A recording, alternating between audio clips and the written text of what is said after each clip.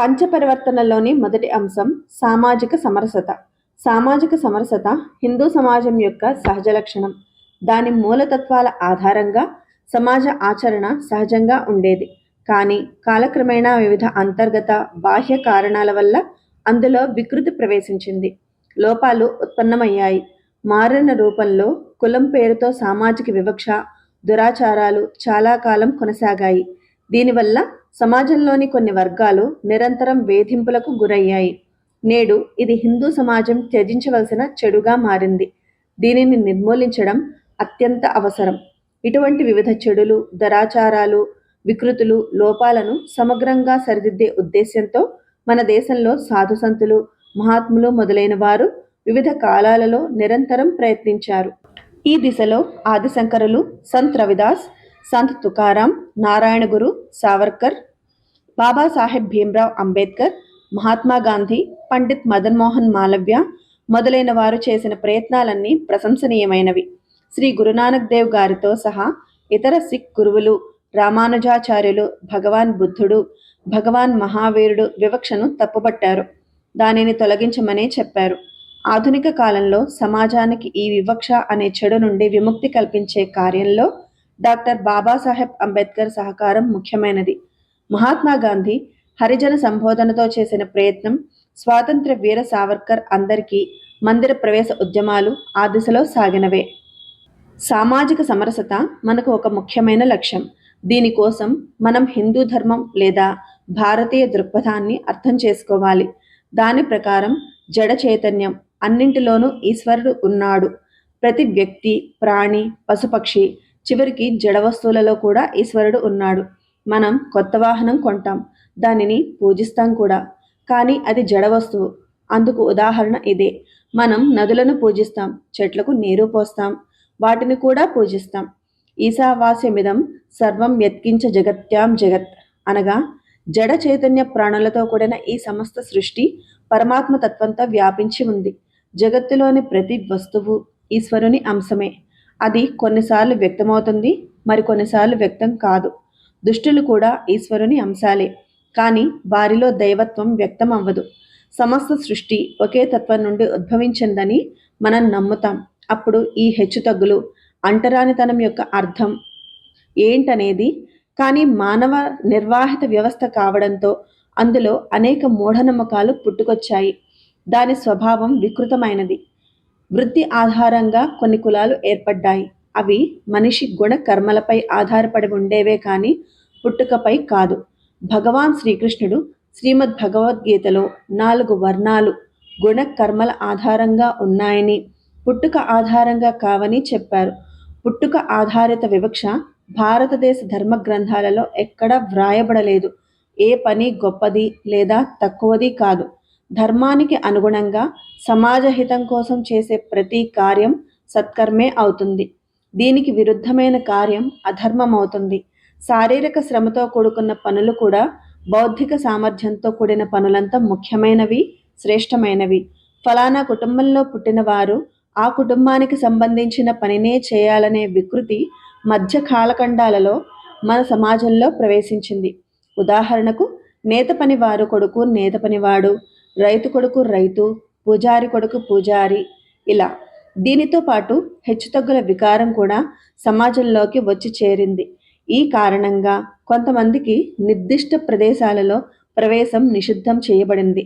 వారిని తక్కువ స్థాయి వారిగా పరిగణించడం ప్రారంభమైంది. ఇక్కడ ఎవరు పెద్దవారు కాదు, ఎవరు చిన్నవారు కాదు. అందరూ సోదరులే, అందరూ బంధువులే, అందరూ అన్నదమ్ములే. మనం ఋగ్వేదంలో ఒక మంత్రాన్ని చూద్దాం. సమానీవ ఆకూతిః సమానా హృదయానివః సమానమస్తు వో మనో యథావః సుసహాసతి. దీని భావం ఏమిటంటే, సమస్త సమాజానికి ఒకే ఉద్దేశ్యం ఉంది. ఈ విశ్వంలోని, బ్రహ్మాండంలోని వివిధ అంశాలలో, కార్యకలాపాలలో ఎలాగైతే సామరస్యం, ఐక్యత ఉన్నాయో ఆ విధంగా మన భావనలు సమానం కావాలి, మన ఆలోచనలు ఏకమవ్వాలి. కానీ హిందూ సమాజంలో ఈ ఐక్యతకు భంగం కలిగింది. మన సమాజంలో కొన్ని లోపాలు వచ్చి చేరాయి. కానీ మనం మొదటి నుంచి ఇలా లేం. బౌద్ధికంగా మన పూర్వీకులు చాలా శ్రేష్ఠులు. ప్రపంచానికి మనం ఎన్నో కొత్త ఆలోచనలను ఇచ్చాము. కానీ ఈ వికృతల కారణంగా చాలా సంవత్సరాలు విదేశీ దాస్యాన్ని ఎదుర్కోవలసి వచ్చింది. ఆ సంఘర్షణ కాలంలో మన సమాజంలో అనేక మార్పులు జరిగాయి. కానీ ఇప్పుడు ఏది ఉచితమో, ఏది అనుచితమో ఆలోచించి అనుచితమైన వాటిని త్యజించే సమయం వచ్చింది. మన దేశంలో కాలానుగుణంగా సాధువులు, గురువులు, సామాజిక కార్యకర్తలు మొదలైన మహానుభావులు అందరూ మన సమాజం వివక్ష నుండి విముక్తి పొంది సమానత్వం, సమరసతను పొందాలని ఆకాంక్షించారు. వారు అంటరానితనాన్ని పాపంగా, అమానవీయ సంప్రదాయంగా భావించారు. సంఘ స్థాపకులు డాక్టర్ హెడ్గేవార్ కూడా తన హిందూ ఐక్యతా ప్రయత్నాలలో భాగంగా సంఘంలో ప్రారంభం నుండే కులచింతనను దూరం పెట్టారు.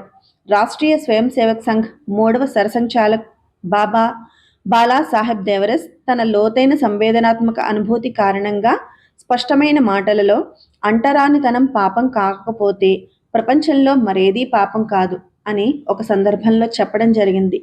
వివక్షను తొలగించడానికి, సమరసతను స్థాపించడానికి నేడు యావత్ సమాజం ఆచరణ స్థాయిలో ముందుకు రావలసిన అవసరం ఉంది. సంఘం ఎల్లప్పుడూ ఇలా స్పష్టంగా చెప్పింది: హిందవః సోదరాః సర్వే, అనగా హిందువులందరూ సోదరులే. నా హిందూ పతితో భవేత్, అనగా ఏ హిందువు కూడా పతితుడు కాడు. మమ దీక్షా హిందూ రక్ష, అనగా నా కర్తవ్యం హిందూ రక్షణ. మమ మంత్ర సమానత, అనగా సమానత్వమే నాకు మంత్రం. కులభేదం, అంటరానితనం అనే వికృతులు నేడు హిందూ సమాజంలో ఉన్న పెద్ద లోపాలు. ఇవి హిందూ సమాజ సద్భావనకు, ఐక్యతకు ఆటంకాలు. సామరస్య భావన లేకుండా సమానత్వ వ్యవహారం సాధ్యం కాదు. సమాజ ఐక్యతకు సమరసత, సమానత్వం రెండూ అవసరం. దేశహితం కోసం మనం సమరసతను, భావనను మన జీవితంలోకి తీసుకురావాలి. ఇందుకోసం మందిర ప్రవేశం, జల వనరులు, శ్మశానం, సార్వజనిక క్షేత్రాలు అందరికీ సమానంగా అందుబాటులో ఉండేలా అందరూ కలిసి నిర్ధారించుకోవాలి. మనం మన జీవితంలో ఈ సామాజిక పరివర్తన విప్లవాన్ని తీసుకురావాలి. ఈ ఆలోచనను సమస్త హిందూ జనసామాన్యానికి చేరవేయడానికి మన సమాజంలో ఒక పెద్ద ప్రయత్నమే జరగాలి. మన జీవన వ్యవహారం సమరసతతో నిండి ఉండాలి.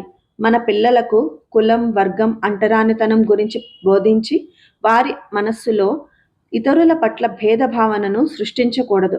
భారతదేశాన్ని ఒక శక్తివంతమైన, సమృద్ధమైన, ఆధ్యాత్మ ప్రేరిత, సంఘటిత దేశంగా నిలబెట్టాలి. ఇది విశ్వమానవత్వానికి అవసరం. భారతదేశం ఒక ధర్మభూమి. ఇక్కడ ధర్మం అంటే కేవలం పూజా పాఠాలు మాత్రమే కాదు, సమాజాన్ని కూడా స్వయంగా సుస్థితికి తీసుకురావడానికి ప్రయత్నిస్తూ ఉండాలి. దానికోసం సామాజిక సమరసతా భావన వ్యవహారం అవసరం.